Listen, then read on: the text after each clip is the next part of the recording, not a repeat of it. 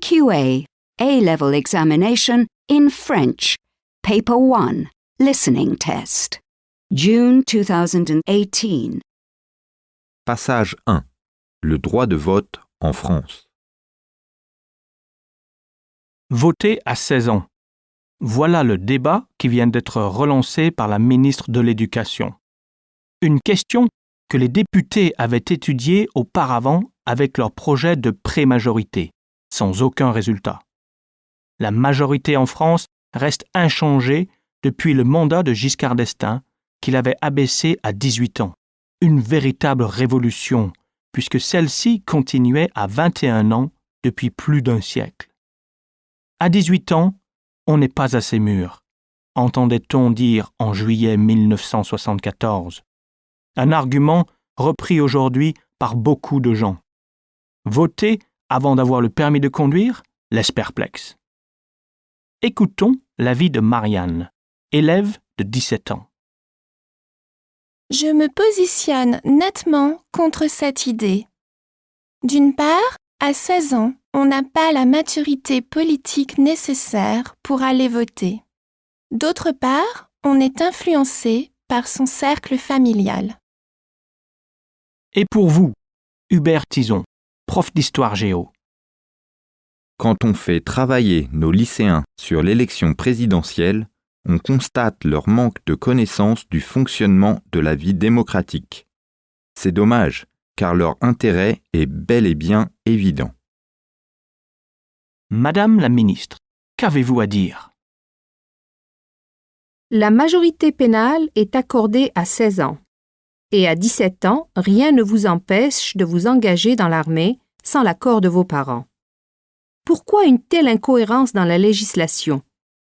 Un jeune devrait donc être capable de voter à cet âge-là. Leur vote est d'autant plus d'actualité que 3/4 des 18 à 25 ans ne se sont pas rendus aux urnes aux dernières élections régionales.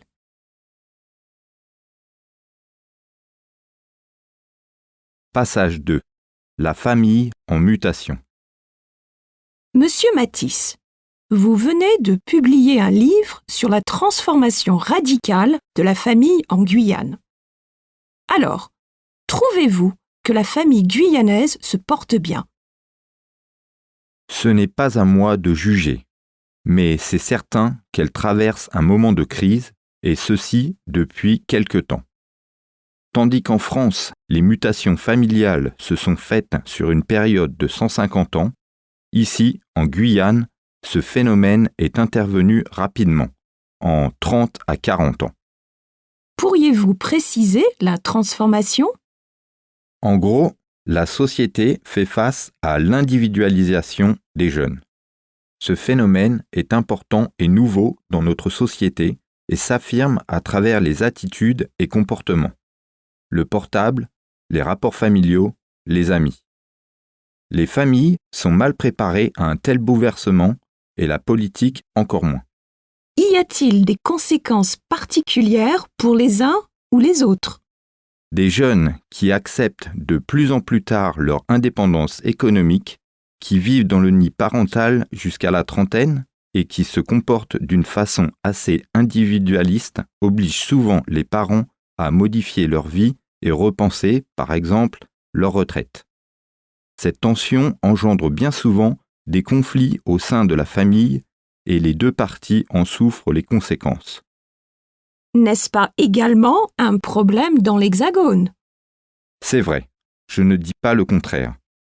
Mais la spécificité de la Guyane est que les parents fonctionnent encore selon le modèle ancien. Devenir agriculteur ou commerçant, comme les parents, n'est plus une attente automatique du fils, ce que les parents ont du mal à accepter.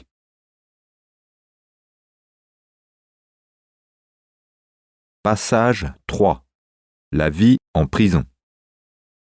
Ce soir, je réalise une interview avec un ancien détenu incarcéré dans la prison d'Amiens, en Picardie. Il a été incarcéré pour possession de cocaïne.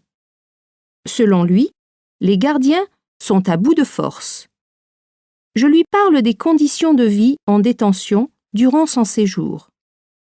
Quelles étaient les conditions d'hygiène? Pas d'eau chaude dans les cellules, repas tièdes ou froids. Et durant mon incarcération, les douches n'ont été nettoyées qu'une seule fois. Avez-vous vu des violences entre détenus? Oui, les jeunes détenus réagissaient à la plus petite provocation de leurs camarades.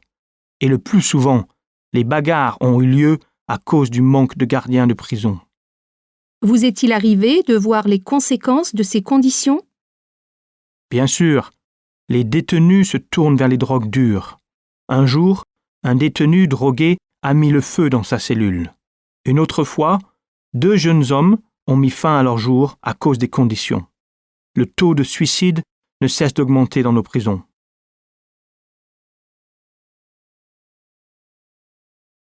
Passage 4. Le festival Nuit d'Afrique à Montréal. Plus de 700 artistes sont venus à la 30e édition du festival Nuit d'Afrique qui se termine ce dimanche 24 juillet 2016 à Montréal, au Canada. Le festival est le seul à présenter toutes les musiques d'Afrique. Cette année, le festival a attiré environ 550 000 festivaliers, car en Amérique du Nord, le festival fait partie des grands rendez-vous estivaux grâce aux médias. Et depuis longtemps, il est devenu une porte d'entrée pour les artistes de musique africaine sur le continent américain. Les organisateurs en sont très fiers. En ce qui concerne les artistes, l'événement a très souvent accueilli des artistes qui venaient à Montréal pour la première fois et qui sont maintenant des habitués du festival. Témoin de l'évolution de la musique du monde, le style musical s'est modernisé et démocratisé au cours des années. Et comme c'est une musique accessible et vivante, elle plaît à un public de plus en plus large. Avant les concerts de l'après-midi, le public familial est invité à participer à des ateliers de danse et d'initiation à des instruments africains. Hier soir, c'est le célèbre Sénégalais Dabi Touré qui s'est produit sur scène. Certains artistes sont même là depuis le début et d'autres rêvent de revenir.